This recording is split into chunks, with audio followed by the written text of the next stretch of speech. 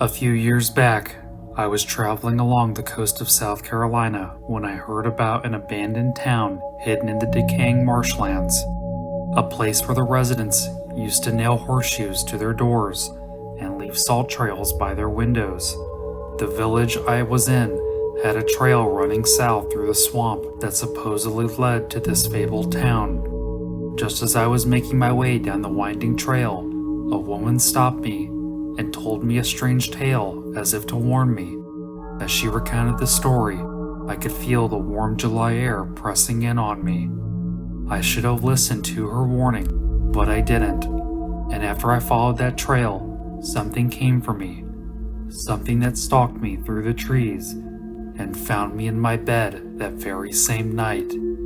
This was her story. They say there was once a man named Emmett Fisher, a quiet, decent soul who lived alone on the coastal edge of South Carolina. In the town where Emmett lived, the marshlands appeared to breathe mist, and the cypress trees whispered amongst the singing frogs and the eerie whistling wind. Emmett was a man of simple means, but had a good reputation. That town always had a lot of poor folks struggling to make ends meet, but good old Emmett had a way of brightening up people's day by helping with chores and doing odd jobs for nothing. People say he was one of those rare, honest men. It wasn't long before Emmett was of marrying age. Because of his reputation, every single woman in town would bake a little something extra in hopes of claiming him for their own. When he came around to visit, they would pull out delicious assortments of all his favorite foods: beach cobbler, fried catfish, crawfish gumbo, and other southern delicacies. But Emmett had no interest in them. His heart was fixed on a woman no one else dared speak to. She lived deep in the marsh, alone in a sagging old cabin that sat in a clearing. Folks called her the Marsh Widow, though no one knew if she'd ever been married. She had long black hair, skin like polished mahogany, and the kind of green eyes that made even the bravest men forget how to breathe. But the townsfolk all thought she was a little strange, and that a man would be best advised to steer clear of her. Emmett, however, didn't take kindly to the town's superstitions. He also did not like when the other men of the town would admire her beauty and catcall her. She must not have liked it either, because no one in town could ever remember her speaking or responding to anyone. It was also strange that she never smiled, but Emmett thought this may be because of the cruel things the townsfolk whispered about her. After months of admiring her from afar, Emmett gathered his nerves and made his way out to the Marsh Widow's cabin. He took a dirt road that led south into the marshland with a fishing pole and water jug in hand. When he could clearly see her cabin in the distance, Emmett rigged up his pole and cast his line into the water. He took off his hat and leaned against the knees of an old cypress, fanning the humid swamp air over his face. Several hours later, Emmett had a makeshift stringer full of catfish, but had not seen the Marsh Widow leave her cabin once. Growing impatient, he pulled up his stringer and walked through the brush to the door of the cabin and knocked. When the door of the cabin opened slowly and the young woman had poked her head out, Emmett held up the stringer of the fish and cleared his throat. "Pardon me, ma'am, but my name is Emmett Fisher. Perhaps you've seen me around town." He pawed at his throat, feeling his mouth suddenly run dry. She didn't reply, but stared at him with kind eyes. "Sorry to bother you, ma'am, but I caught these here catfish, and I thought you might like to keep them come supper time. But before I leave you with them, would you be partial to giving me a cup of water? This bog air has me mighty thirsty." Without hesitation, the woman invited him in and graced him with a smile. Her voice was mesmerizing, smoother than molasses, far more beautiful than he had ever imagined. Not only did she give Emmett a cool drink, but invited him to stay for supper. That night, the woman fried the catfish alongside some of the best collard greens and vine-ripened tomatoes he had ever tasted. She waited on Emmett hand and foot, and before he knew it, he was embracing her throughout the night. Emmett made quite a habit of calling on the mysterious woman, so much so that before anyone could talk him out of it, Emmett had gone and married her. For many moons, Emmett enjoyed a blissful marriage. His bride was an excellent cook and took care of the house better than 10 maids put together. However, it wasn't long before he started to notice that his wife was subject to peculiar behavior in the late hours of seemingly random nights. When the clock struck midnight, Emmett would sometimes wake up to find his wife missing from their bed. When he searched the house and the surrounding area, he could not find her. What was even stranger was that she seemed to grow older, wearier at night, and awoke the next morning looking younger and more beautiful than ever.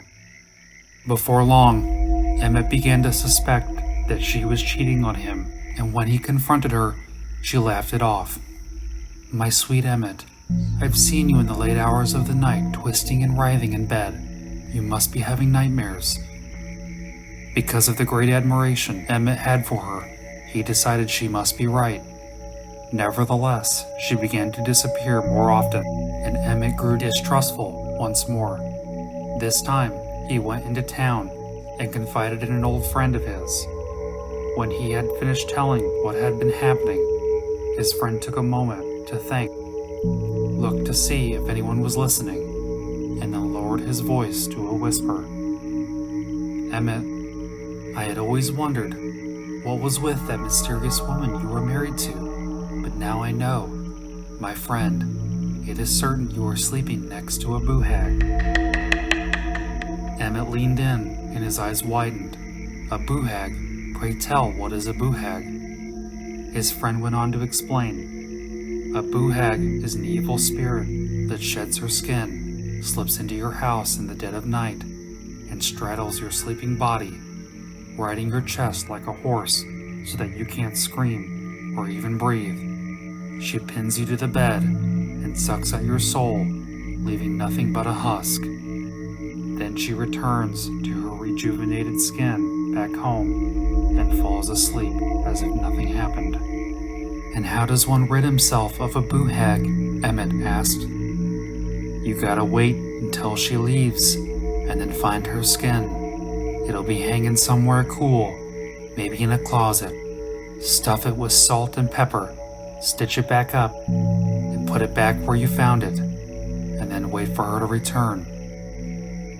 Emmett was very shaken by what his friend had told him. "Surely my wife can't be a Boo Hag," he told himself. But one night, when the clock struck midnight, Emmett reached over to his wife only to find she was missing. He found himself walking around the house with canisters of salt and pepper looking for his skin. After searching every closet and room within the house, Emmett looked at the salt and pepper in his hands and thought about how foolish he must look. Feeling embarrassed, he climbed into bed and drifted off to sleep. The next morning, Emmett's friend approached the cabin, hoping to find that he had gone through with the plan. He knocked, waited, and when no one answered, he pushed the door open and stepped inside. The air in the house was still, too still. He crept toward the bedroom, and that's where he found Emmett. Lying motionless on the bed, Emmett's corpse was shriveled and shrunken, dried out like a corn husk left out too long in the sun. His skin clung to the bone, and his mouth was contorted into a scream that never made it out of his lungs. There was no sign of Emmett's wife, just wind whistling through the open window, and the smell of something old and wrong lingering in the air. I know what you're thinking. I said I went down that trail anyways, even after hearing this horrifying story. I did, but not right away. Something about that woman's story did get under my skin. Instead of pressing on, I turned back and started getting a better sense of what I may be walking into. Back in town, I asked around at a small general store, the kind that sells catfish bait, milk crates, and dusty paperbacks with hand-scrawled prices on the cover.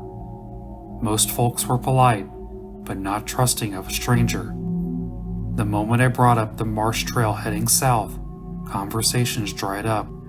A few just shook their heads and changed the subject entirely. But there was one man, the store clerk, who eyed me cautiously.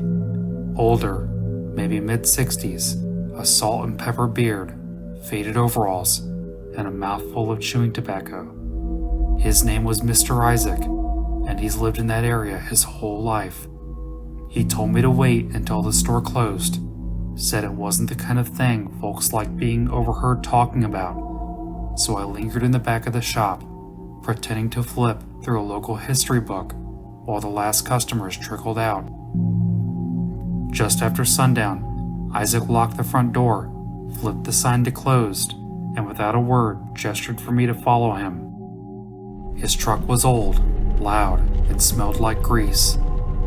We drove in silence for about 10 minutes, leaving the pavement behind as we rumbled down a dirt road choked with low-hanging trees draped in Spanish moss. Finally, we pulled up to a small house set far back in the woods. The ceiling of the porch was painted a pale blue, chipped in places, and glass jars hung around the eaves, clinking in the wind like wind chimes without songs. I recognized the porch paint as paint blue, a pale, ghostly shade common in these parts. It wasn't just decoration. In hoodoo tradition, that color was meant to confuse spirits, to trick them into thinking the porch was sky or water so they couldn't cross into the home. It was a kind of spiritual boundary meant to keep evil out, and seeing it here, it made me wonder what exactly Mr. Isaac had been trying to keep away. Inside, the house was dim but warm. Mr. Isaac's wife greeted me with a wary nod. She didn't smile, but she gave me a plate and told me to sit. Soon the air smelled like collard greens, smoked sausage, and tomato gravy, the kind of meal that's meant to anchor the soul on heavy nights. Mr. Isaac didn't speak until halfway through the meal. He finally leaned back, took a sip of sweet tea, and said, "So you're thinking about walking that trail?" I nodded. I've seen some things in my lifetime, and I've heard the story of Emmett Fisher, but I'm just not sure that's enough to convince me there's something spooky down that road. Mr. Isaac exchanged a glance with his wife. She gave a slow shake of her head, but then went right back to her meal. My grandma used to say the Boo Hag don't knock on no doors, he said. If she takes a liking to you, she'll follow you home, slip in through the cracks, rides you like a beast in the night, steals your breath, your voice, your soul, bit by bit, night by night. She might ride you to death, but if you're lucky, you'll wake up and just feel drowsy. Oh yes, she's as real as this rice on my plate, and if you follow that trail, she'll find you. He paused to let it sink in. The only sound in the room was the slow ticking of a wall clock and the distant call of tree frogs outside. When I asked him where the knowledge of the Boo Hag came from, he didn't answer right away. He rubbed his jaw, eyes fixed somewhere distant like he was remembering something older than a memory. It came from my people, he finally said. The Gullah were descendants of the ones brought over in chains, but they didn't come empty-handed. They brought their language, their spirits, their warnings. Back in West Africa, they spoke of hags, wicked witches that could change their form, sneak into your house, and drain a person of their essence throughout the night. That part never changed. The Boo Hag's just what she became on this side of the ocean. He glanced towards the window, the breeze catching the edge of the curtain. When I was little, my grandma used to sweep the floors backward at night. Said it confused the hag, made her forget how she got in. We kept a broom by the front door too, 'cause a Boo Hag has to count every bristle before she can pass. Do you see that over there? He mentioned to the salt lining the windowsill. Gots to always have a little salt on the window. Keeps that hag from riding ya. They say it burns her real good. Makes her think a second time about coming to pay you a visit. It doesn't sound too hard to keep her away, I said. Impatiently, Isaac looked back at me, eyes a shade darker than before. Maybe not, but who's to say you won't forget one night when the Sandman's got you feeling awful tired? Imagine it for a second. He leaned forward, his voice low and steady. You're in bed, flat on your back. Can't move, can't speak. You try to scream, but your lungs won't work. It feels like the air has been sucked clean out of your chest. And then, you see her. At first, just a shape at the foot of your bed. Dark. Not supposed to be there. Wrong. Then a dark hand with elongated fingers reaches for you. She creeps up onto you slowly. No skin. Just red, glistening muscle stretched over bone. Her head tilts as she climbs up on your body, knees digging into your ribs, fingernails like fish hooks trailing across your chest. And her face, Lord, her face. No lips, just sharp teeth, and she's growling like a wild animal. She leans in, close enough to taste your breath, and then the wall clock behind me let out a sharp metallic chime that shattered the silence. I nearly spilt my drink, but Mr. Isaac and his wife didn't move a muscle. Well, he said, looking at the clock. You'd better be off, stranger. It's time for us old folks to go to bed. I thanked Mr. Isaac and his wife for the meal, though my appetite had long since vanished. The clock ticked on behind me as I stepped back out into the humid dark, trying not to look too long at the shadows between the trees. Instead of heading back toward the trail, I made a detour into town the next morning. I wanted answers, something grounded, something objective. So I went to the one place I knew I could depend on, the county library. I asked the librarian if they had any local folklore collections, particularly anything about the Gullah people. She gave me a look, then led me to a quiet back corner, where the books looked like they hadn't been touched in decades. That's where I found it, a book with a brittle cover called Drums and Shadows, published in 1940 by the Georgia Writers Project. It was based on interviews with black communities along the Georgia coast, people whose grandparents had been smuggled into slavery as late as 1858. Many of them carried on the tradition of telling their ancestors' folklore well into their old age. The book didn't treat conjure like superstition. It treated it like fact, curses, potions, dreams, and spirits, real forces capable of shaping your life or snatching it away in the dead of night. Many of the people interviewed in that book spoke of the Boo Hag, or spirits just like her, not as myth, but as fact. Their families didn't tell stories for entertainment. They practiced protection and knew it was only a matter of time before your house was tested.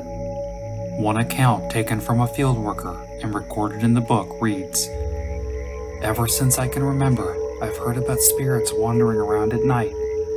My mother never let us go to bed without leaving plenty of water in the pails. It was for the spirits to drink while we slept. If we didn't leave water out, they wouldn't let you rest easy. I think that's why hags ride some folks, because they forget." She goes on to say, "Witches are people who sold their soul to the devil.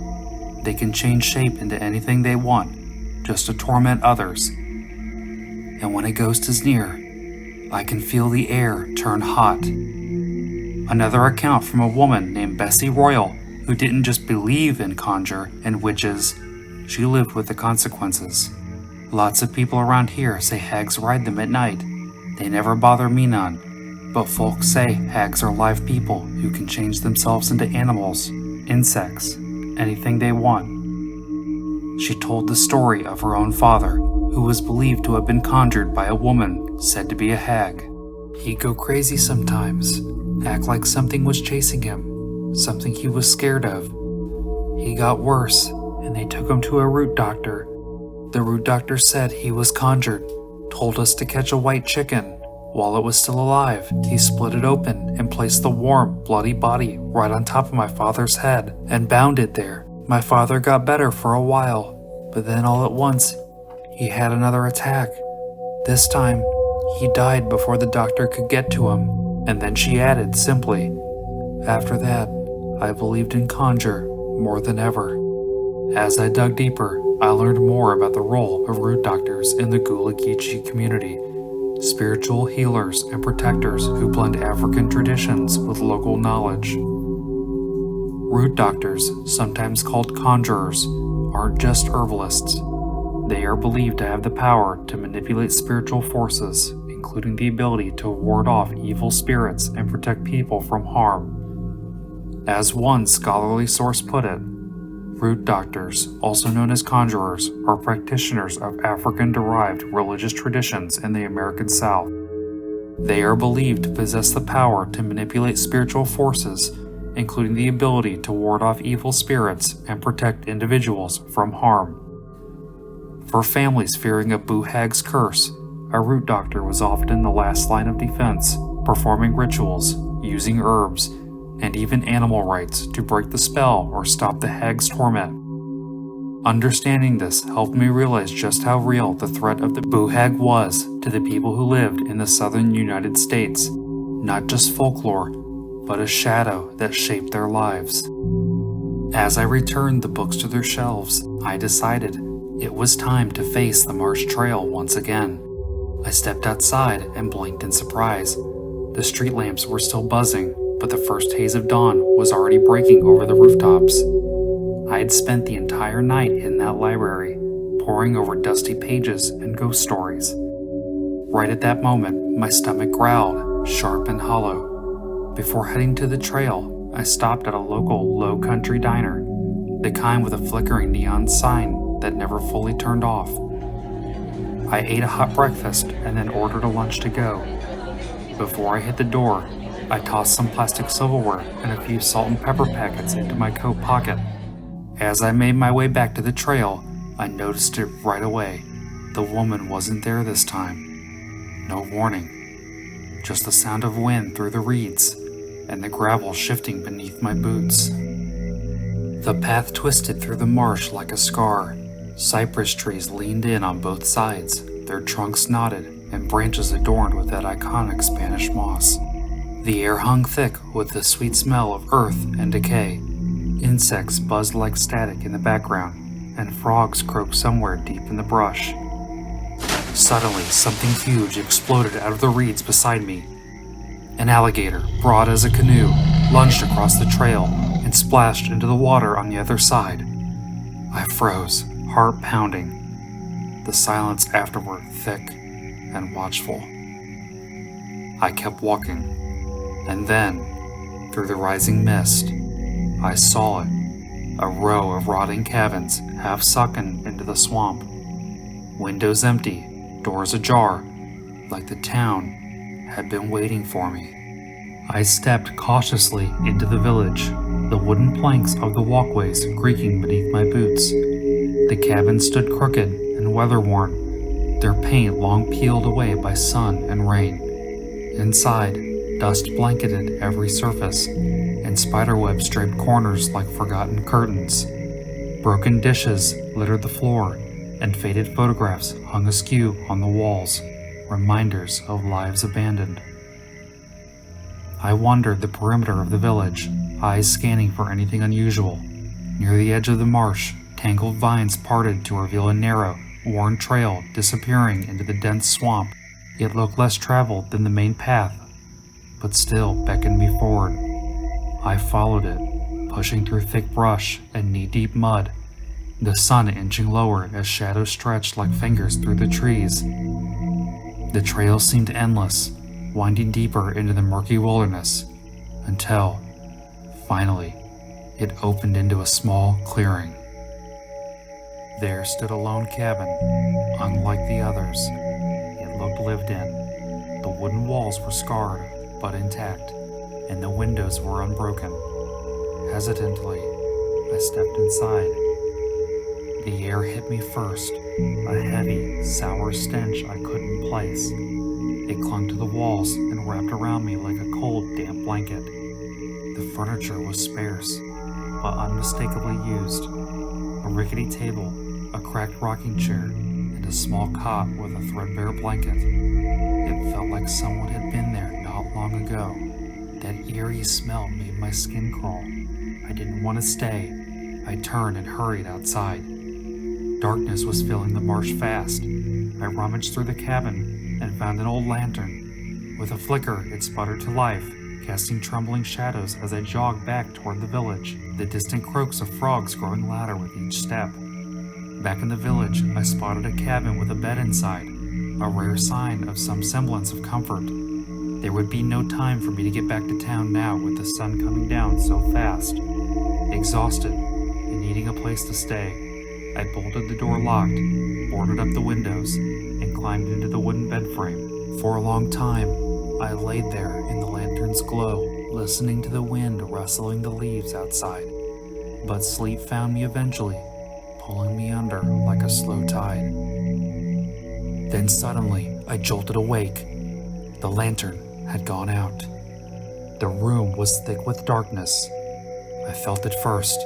The air had turned sour, heavy, and unnaturally warm, like the breath of something alive pressing close. My mind raced back to the words I'd read in that book, how the presence of spirits made the air grow hotter, almost suffocating. Then, at the foot of the bed, something shifted. A subtle bump, a silhouette sliding closer in the shadows. Panic surged as I realized I was not alone. A chilling weight settled on my chest. I struggled to scream, to draw breath, but no sound came. No air filled my lungs. The pressure grew, riding me like a beast in the night. Then, in the faintest glimpse of moonlight, I saw her, the woman from the marsh, the one who had stopped me on the trail. Her black hair hung loose, and those piercing green eyes locked onto mine with a cruel hunger. The horrifying truth hit me like a crushing blow. She was the Boo Hag, the same woman who had stopped me on the trail, those piercing green eyes now glowing with something unnatural. Her skin, or what should have been her skin, was gone. Instead, I saw a raw, blood-red flesh stretched tight over sinew and bone. Her presence radiated heat, unnerving and thick, like the warm, damp feeling of fresh raw meat. The unnatural warmth pressed against me, suffocating and relentless, as if I were trapped beneath a living weight. She bore her razor-sharp teeth and began growling unnaturally, like a wild animal with rabies. My mind churned with desperation. My hands fumbled wildly in the darkness, searching for anything at all that could save me. Then, my fingers closed around the crinkled salt and pepper packets I'd mindlessly stuffed into my pocket hours before. The tiny packets, so ordinary, suddenly felt like a last thread of hope. With every ounce of strength left, I ripped them open and hurled the gritty contents into her raw, burning face. Her scream tore through the night, a terrible, shattering sound that scraped like nails against stone, echoing in the cramped cabin like a banshee's wail. She reeled back, clutching at her blistering flesh, staggering toward a narrow crack in the boarded-up window. Without hesitation, she slipped through the opening, her agonized screams swallowed by the swampy darkness outside. The oppressive heat vanished instantly, replaced by a sharp, icy chill that bit into my skin. I gasped, my lungs desperate for air, as the weight lifted from my chest. I lay there trembling, the nightmare retreating, but the fear of her presence lingered as I waited for the sun to rise. I stumbled back through the swamp at first light, the haunting wails of the Boo Hag ringing in my ears. Or maybe she was just behind me, lurking in the shadows I dared not look into. When I got back into town, I passed by the general store and saw Mr. Isaac. Our eyes met, and in that silent glance, I knew he understood. I believed it now. I had to. They say the Boo Hag is a restless spirit, a skinless, wicked creature that rides its victims in the dead of night, stealing their breath. No matter how secure you make your home, she can slip silently through and find her way to your bedroom. According to legend, if you are conjured, you may need to find a root doctor who can work their hoodoo for you and ward off this malevolent spirit. But beware, if she chooses you, no amount of protection may be enough. So, if you ever find yourself sleeping soundly down in the low country, remember this: some stories are warnings, not just tales. Don't ignore them, because once you see the Boo Hag standing over your bed, it may already be too late.